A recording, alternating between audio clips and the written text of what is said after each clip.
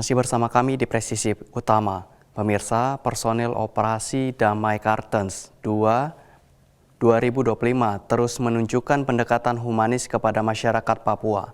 Salah satunya dengan mendukung produk usaha mikro kecil dan menengah atau UMKM lokal melalui aksi belanja langsung di wilayah Timika. Berikut informasi selengkapnya untuk Anda.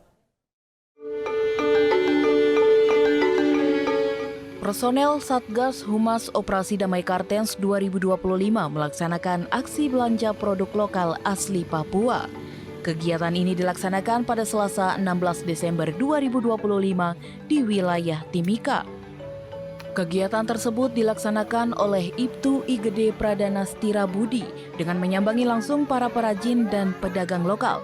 Dalam kegiatan ini, personel Satgas Humas membeli patung kecil khas Papua serta tas noken hasil anyaman tangan masyarakat setempat. Salah satu lokasi yang dikunjungi berada di Jalan SP5 yang dikenal sebagai sentra pembuatan tas noken. Di lokasi ini personel Ops Damai Kartens berinteraksi langsung dengan para pengrajin dan para pedagang lokal. Ibtu IGD Pradana Stira Budi juga berdialog langsung dengan para mama-mama Papua, termasuk Elsa Nawiyuta atau yang akrab disapa Mama Elsa, selaku ketua kelompok pengrajin anyaman tas noken.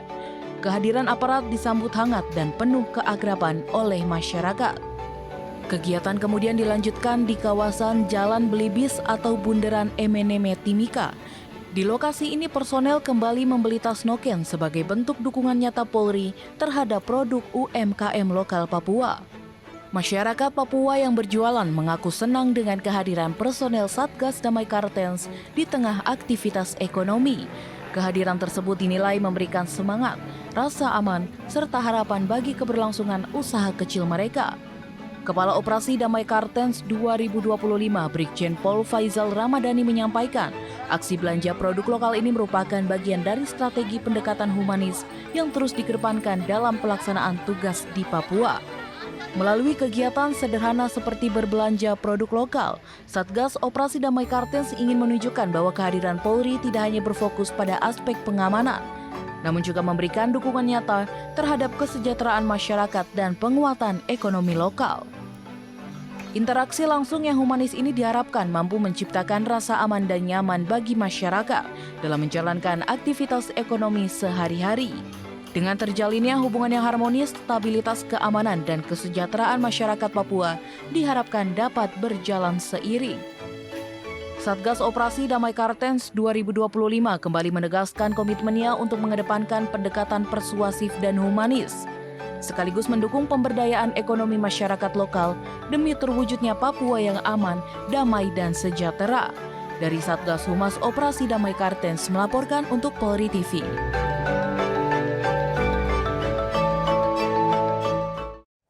Beralih ke informasi berikutnya pemirsa, setelah 2 pekan tidak terdengar suara azan akibat kerusakan pasca banjir. Azan kembali menggema dari Masjid Syuhada Kabupaten Aceh Tamiang. Hal ini terwujud setelah Mabes Polri memberikan bantuan sound system sebagai bagian dari upaya pemulihan pasca bencana. Berikut informasinya untuk Anda.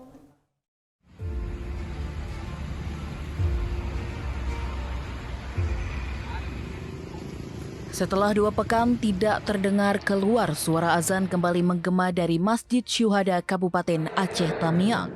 Suara muazin kini terdengar jelas hingga ke permukiman warga, jalan lintas, serta gedung-gedung di sekitar masjid.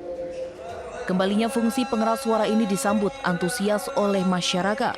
Warga tampak berbondong-bondong mendatangi masjid untuk menunaikan sholat maghrib berjamaah. Aktivitas ibadah di Masjid Syuhada kembali normal. Suasana khusyuk terlihat saat jemaah melaksanakan sholat secara berjamaah. Masyarakat menyampaikan rasa syukurnya atas perhatian dan kepedulian Kapolri. Pengurus Masjid Syuhada Abdullah menyampaikan apresiasi atas bantuan yang diberikan oleh Polri. Bantuan tersebut meliputi pembersihan masjid, pembangunan sumur bor, hingga bantuan genset dan sound system. Alhamdulillah setelah Bapak Kapolri menyerahkan bantuan sound system lengkap dengan genset, alhamdulillah selama ini sudah bisa kami manfaatkan untuk azan dan solat berjamaah 5 waktu. Jumat kemarin kita udah aktif Jumat pertama, ini mungkin besok Jumat kedua udah aktif seperti semula. Masjid Syuhada ini berada di Desa Bundar, malah dekat di samping kantor bupati itu kan, masjid. Ya, masjid besar lah di Kabupaten Aceh Tamiang ini. Semua kan jamaah sama musafir di sini. Cuman ya 2 kemarin karena tenggelamnya itu kan nggak ada aktivitas. Alhamdulillah lah Jumat ini udah bisa pakai untuk kita sholat berjamaah.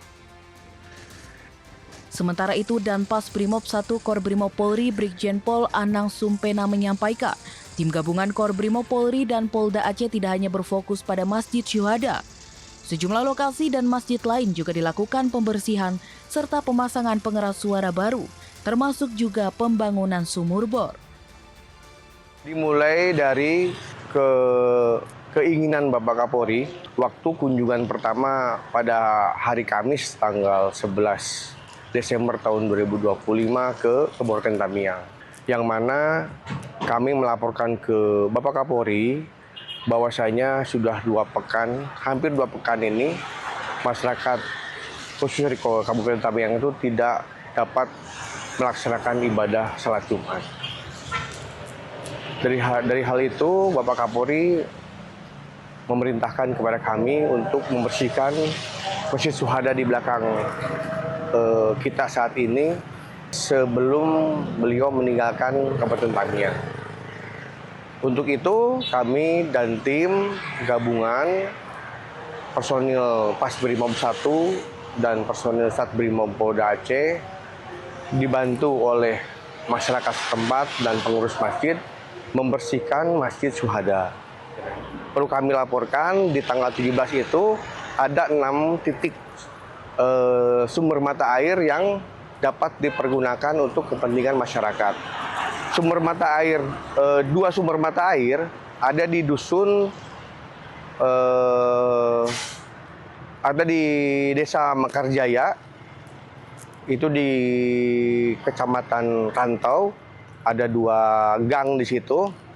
Kita bantu dukungan dari Bapak Kapolri tentang jetset, kemudian jet pump, tendon air dan dudukannya. Kenapa? Karena ada sumber mata air yang tidak produktif. Nah, alhamdulillah kemarin sore sudah bisa dipergunakan oleh masyarakat sekitar. Langkah Polri merupakan bagian dari upaya awal pemulihan Kabupaten Aceh Tamiang pasca banjir. Mabes Polri menargetkan seluruh desa, tempat ibadah, dan fasilitas pelayanan kesehatan memiliki sumur bor dengan tahap pertama sebanyak 100 titik. Dari Aceh Tamiang, Tim Liputan Polri TV. Dan pemirsa, pasca banjir bandang yang melanda Desa Penomon Jaya, Kecamatan Rikit Gaib, Kabupaten Gayo Luas, Aceh, jajaran Polres Gayo Luas, Polsek Rikit Gaib, dan Satbrimob Polda Aceh bersama masyarakat bergotong royong menyiapkan jembatan darurat. Upaya ini dilakukan untuk memulihkan akses warga yang terputus akibat bencana. Berikut informasinya untuk Anda. Derasnya banjir bandang yang melanda Desa Penomon Jaya menyisakan dampak serius. Akses penghubung antar wilayah terputus, aktivitas warga lumpuh, dan kehidupan sehari-hari sempat terhenti. Polisi dan masyarakat pun bahu-membahu bergotong royong. Personel Polres Gayo Luas, Polsek Rikit Gaib, dan Satbrimob Polda Aceh bersama dengan masyarakat setempat bergotong royong menyiapkan jembatan darurat sebagai jalur sementara pasca banjir bandang. Jembatan tersebut menjadi akses vital bagi warga untuk melakukan aktivitas sehari-hari. Di bawah terik matahari dan sisa lumpur banjir, personel kepolisian dan warga bekerja tanpa mengenal lelah. Semangat solidaritas dan kebersamaan terlihat jelas dalam setiap proses pembangunan. Material jembatan darurat berasal dari alam, yakni gelondongan kayu besar yang terbawa arus saat banjir bandang terjadi. Kayu-kayu tersebut dimanfaatkan dan diolah secara sederhana, namun kokoh sebagai penghubung antar wilayah. Jadi atas permintaan masyarakat, mereka membutuhkan akses jalan untuk menembus ke kebun dengan perkampungan, yaitu ada satu dusun yang di situ ada penghuni kurang lebih ada 8 kakak. Sehingga personil Polres Gaya Luas dibawa ke pemimpinan Kasat Reskrim, dibantu oleh Pak Danki Brimob, langsung bersama masyarakat membuat jembatan darurat sementara yang bisa dilalui masyarakat sehingga aktivitas masyarakat bisa berjalan normal. Alhamdulillah sampai dengan saat ini kepercayaan masyarakat terhadap Polri khususnya Polres Gaya Luas sangat baik.